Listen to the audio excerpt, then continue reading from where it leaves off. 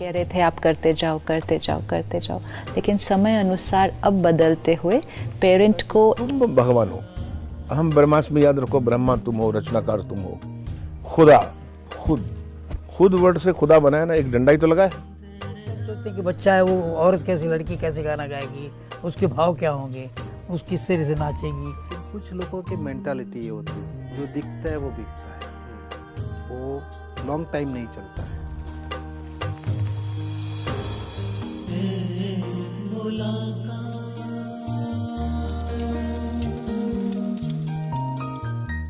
नमस्कार, एक मुलाकात कार्यक्रम में आप सभी दर्शकों का हार्दिक स्वागत है। मित्रों, आज हैं हमारे साथ गुजरात कांग्रेस कल्चरल कमेटी के अध्यक्ष दिनेश कुमार पटेल जी, जो गायक भी हैं और बहुत सारे संगीत के कार्यक्रम आयोजित करते रहते हैं। लगभग देश विदेश में आपने 3000 से भी ज़्यादा ऐसे संगीत के कार्यक्रम अरेंज किए हैं, ऑर्गेनाइज किए हैं। साथ साथ आप एडिटर भी हैं एक वीकली और डेली मैगजीन के। आइए ऐसे बहुमुखी प्रतिभा के धनी दिनेश कुमार पटेल जी से आज मुखातिब होते हैं, उनका स्वागत और अभिनंदन करते हैं। दिनेश जी, बहुत बहुत स्वागत है, अभिनंदन है आपका स्टूडियो में। दिनेश जी, बहुत सारी प्रतिभाएं हैं आप में, गायक हैं, कलाकार हैं, प्रोग्राम अरेंज करते रहते हैं, राजनीति से भी जुड़े हुए हैं। शुरुआत कहाँ से करें? आपसे, आप जहाँ से चाहेंगे शुरुआत करेंगे। विशेष करके गायन जो है आत्मा से जुड़ी हुई चीज़ है। हाँ, जब हम गीत की बात करते हैं आत्मा से वो निकलती है। तो आपका बैकग्राउंड ही, पारिवारिक बैकग्राउंड ही संगीत का से रहा, या फिर आपकी रुचि रही कि मैं इस फील्ड में जाऊं? नहीं, बैकग्राउंड बचपन से ही मैं म्यूज़िक में ज़्यादा बिलोव करता हूँ जी। और जब छोटा था, पढ़ता था, तब से लेके आज तक करते रहे जी जी। तो आपने, मैंने सुना दिनेश जी, कई गीत गाए हैं। तो केवल गुजराती में ही आपने गीत गाए हैं या हिंदी और अन्य भाषाओं में भी आपने गीत गाए? नहीं, ज़्यादातर मैंने गुजराती में भी गाए, हिंदी में भी गाए, कि ज़्यादातर मैंने स्टेज शो ज़्यादा किया है। जी जी। फिल्म स्टार्स के साथ। हाँ। प्लेबैक सिंगर बहुत कम दिया है, गुजराती पिक्चर में दिया, टीवी सीरियल में दिया है। हाँ। लेकिन ज़्यादा से ज़्यादा स्टेज शो, लाइव परफॉर्मेंस मैंने ज़्यादा दिया है। जी जी। कोई ऐसा गीत जो आपके दिल के बहुत करीब हो, हम अपने दर्शकों के लिए सुनना चाहेंगे? जरूर जी। जीवन से भरी तेरी आंखें मजबूर करे जीने के लिए सागर भी तरसते रहते हैं, तेरा रूप का रस पीने के लिए जीवन से भरी तेरी आंखें। क्या बात है, बहुत सुंदर आवाज़ में तो सचमुच आपके जादू है। श्रोता भी मंत्रमुग्ध हो जाते होंगे। आप जब विशेष गीत इस प्रकार के कार्यक्रम देते हैं दिनेश जी, तो फिर कैसी लोगों की जो प्रतिक्रिया है कैसी रहती है? केवल फिल्मी गीत गाते हैं या कुछ ऐसे आध्यात्मिक गीत भी या हमारी जो संस्कृति से जुड़े हुए गीत भी लोगों तक पहुंचाते हैं, जिससे उनमें अपनी संस्कृति के प्रति, आध्यात्म के प्रति थोड़ी रुझान हो या जागृति आए? राइट, आपकी बात सही है जी। ज़्यादातर लोग पुराने गीत पसंद करते हैं जी। और जहाँ कहीं हम जाते हैं हाँ। तो आध्यात्मिक गीत भी हमको गाने पड़ते हैं और हम गाते हैं। जी जी। जैसे कि इतनी शक्ति हमें देना दाता, मन का विश्वास कमजोर होना, हम चले नेक रास्ते पे, हमसे भूल कर भी कोई भूल होना। बहुत सुंदर, बहुत सुंदर। लोगों को जैसे परमात्मा से जोड़ने वाली बात हो जाती है, और ये बहुत सुंदर रहता है कि इस माध्यम से हम जैसे उस ईश्वर के बहुत नज़दीक ले जाते हैं लोगों को।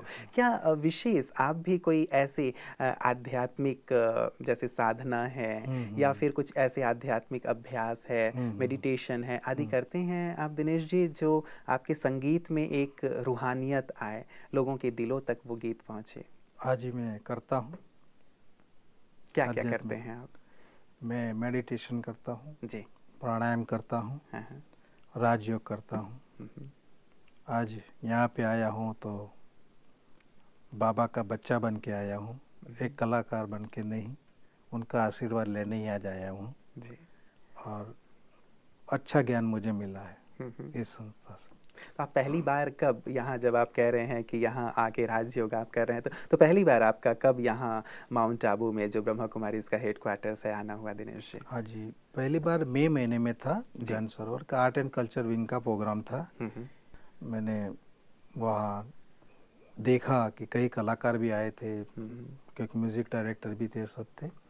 तो मुझे अच्छा लगा कि नहीं, ये कुछ बात है।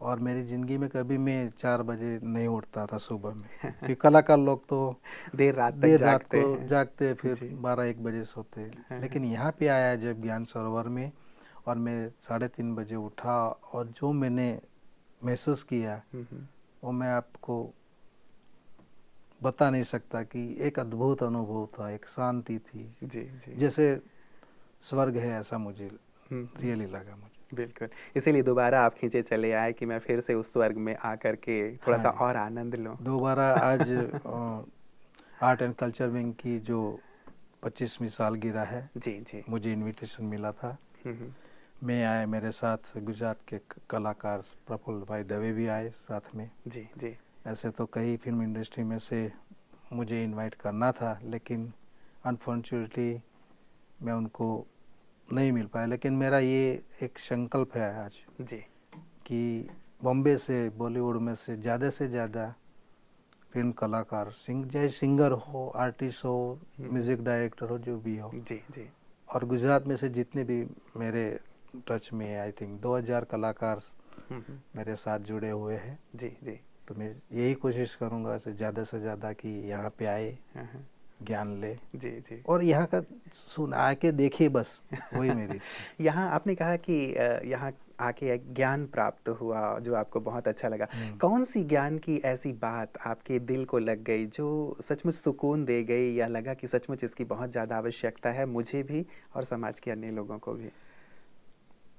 ऐसे कहने जाएंगे तो काफ़ी समय हो जाए, लेकिन मैं फिर बता देता हूँ कि हमारे शरीर में, जैसे रावण बोलते थे, रावण को तो हम हर दशहरे को जलाते हैं, लेकिन हमारे शरीर में वो जो 5 विकर्म है, काम, क्रोध, लोभ, मोह, माया, अहंकार, वो हर आदमी में होता है। उनको मारने की ज़रूरत है।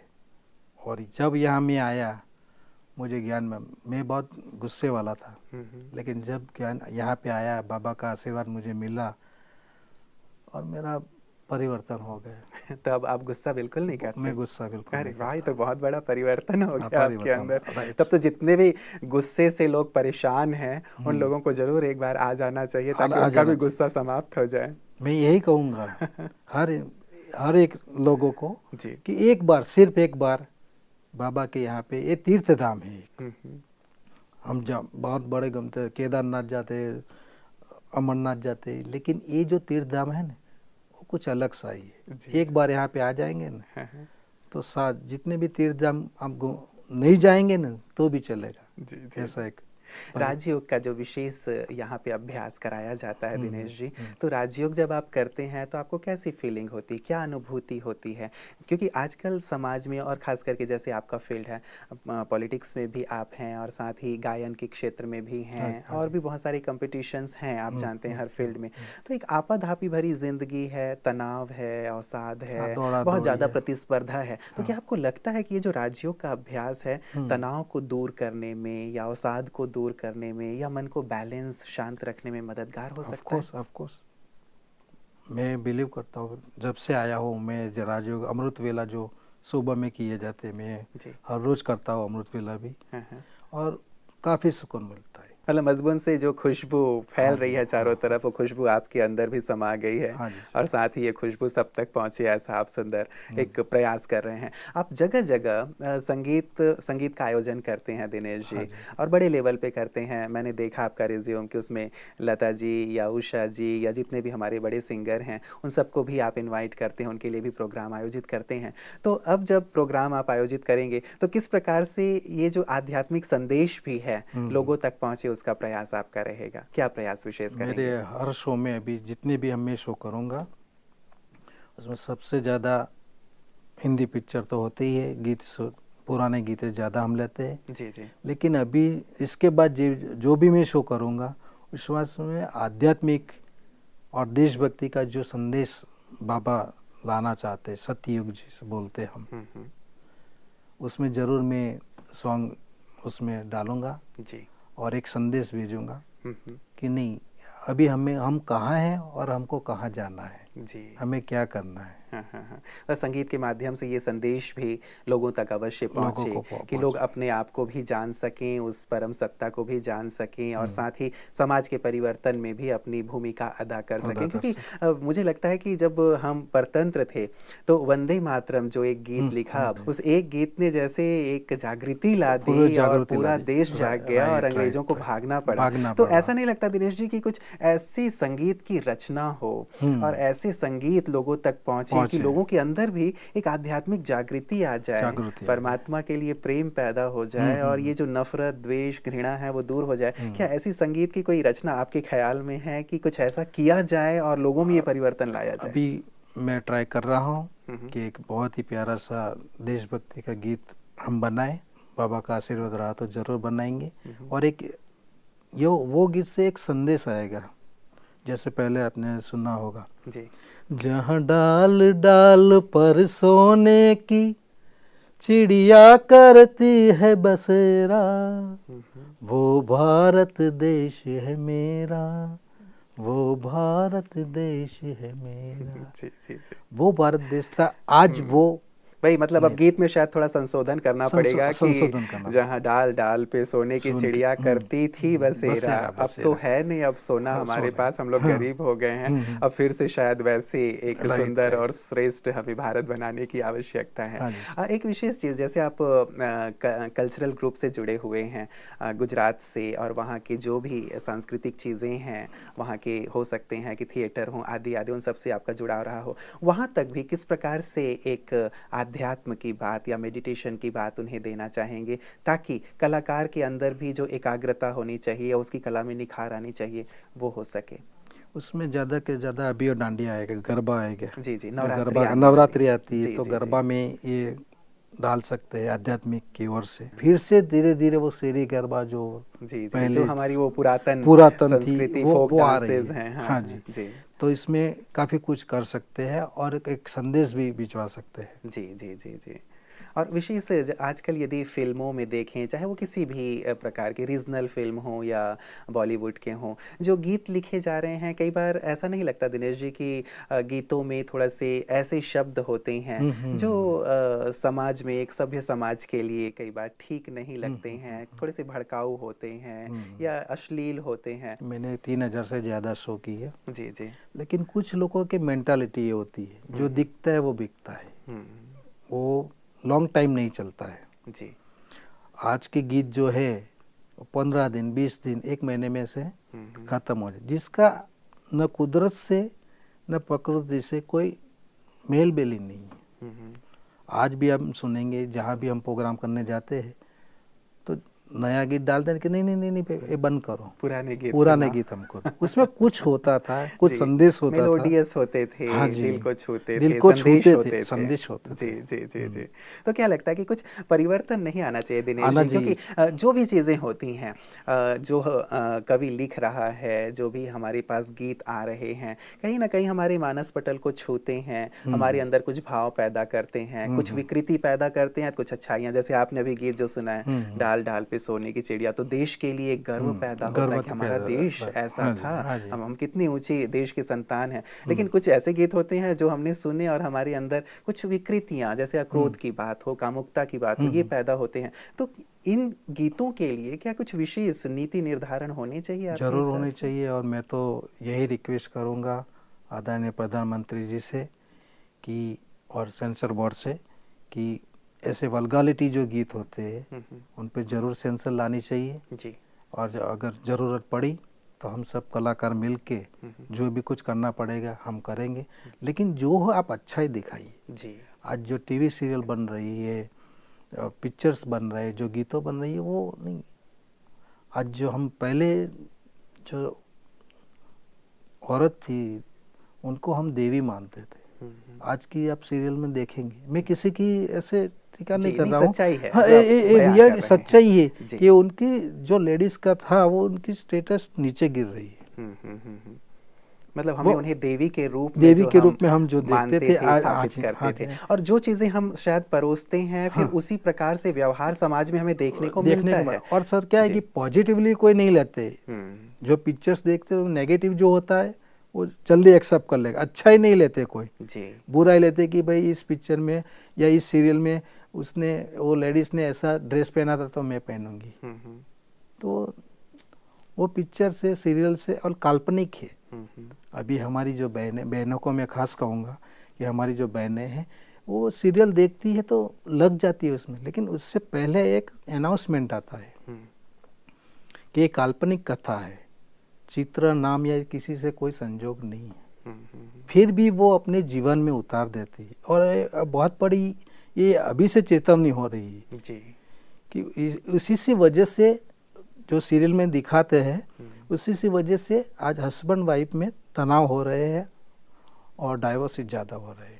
वो दिमाग में घूमता रहता है, दिमाग में घूमता है, कहाँ होगा, क्या कर रहे हो, क्या है, क्योंकि जो देख रहे हैं हाँ शायद जी। उसका बहुत गहरा प्रभाव पड़ पड़ रहा रहा है है। और वो सोचते हैं कि शायद ऐसे ही संबंध जैसे इसका यहाँ जुड़ा हुआ है तो कहीं मेरे पति का हाँ या जी, मेरी हाँ पत्नी जी, का भी, तो पत्नी का, राइट, ये जो राइट। कोई कहीं पे भी है तो मानसिक रूप से परेशान रहता है कि Mentally, कहीं हाँ जी, ऐसा ना हाँ हो जी, रहा हो। हाँ जी। तो कहाँ से आपको लगता है दिनेश जी परिवर्तन की शुरुआत करें? हम सब की नैतिक जिम्मेवारी बनती जी। है, स्पेशली चलिए इंडस्ट्री में जो है वो भी टीवी सीरियल बना रहे हैं, निर्माता हैं, निर्देशक हैं, स्क्रिप्ट राइटर हैं, सबकी जिम्मेवारी बनती है। हाँ जी। एक चीज जो वो कहते हैं, जो मेरे सुनने में भी आता है कि भाई यदि लोग देखना चाहते हैं तो हम ये बनाते हैं, तो आप किसे दोषी मानते हैं, बनाने वालों को या देखने वालों को? इनकी डिमांड है कि वैसा दिखाओ। नहीं सर, मैं बनाने वाले को ही दोषी मानूंगा। अगर वो बनाएंगे तो देखेंगे ना, सीधी बात है जी।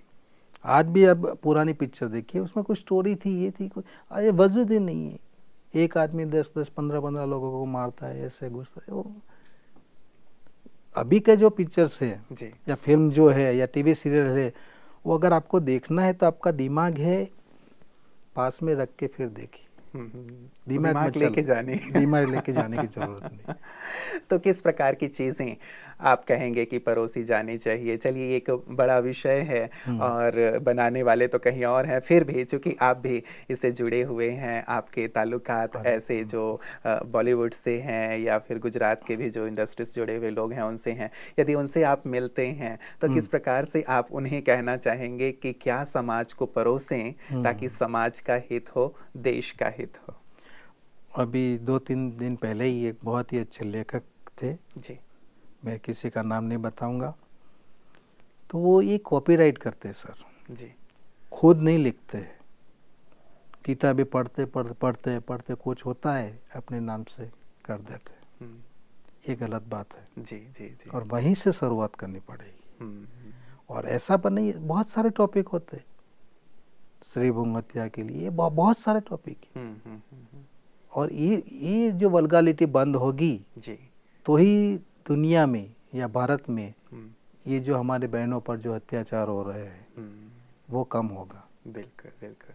अपनी सोच बदलनी पड़ेगी। बिल्कुल, सोच परिवर्तन की बात बहुत आवश्यक है और जो दिखाया जा रहा है उसमें परिवर्तन की।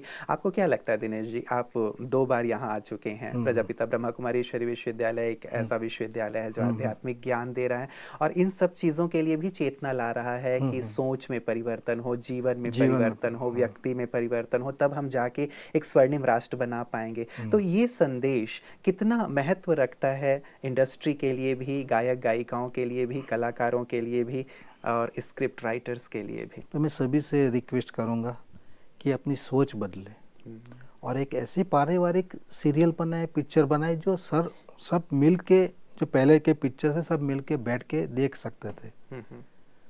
अभी जो रियलिटी शो में भी बहुत वल्गालिटी आ गई है, वो भी नहीं होनी चाहिए। आर्ट है एज यू लाइक जी जी। लेकिन उसे भी अलग था, जैसे मीरा जी भजन गा रही थी या पहले के जो डांसर थी वो पूरे उनकी हुनर दिखा रही थी, वो दिखाओ। आपके में हुनर क्या है, मतलब एक परिवर्तन की आवश्यकता, परिवर्तन की आवश्यकता बहुत ज़रूरी है, तभी हम अपने समाज को एक सही दिशा दे पाएंगे, श्रेष्ठता की ओर ले जाएंगे।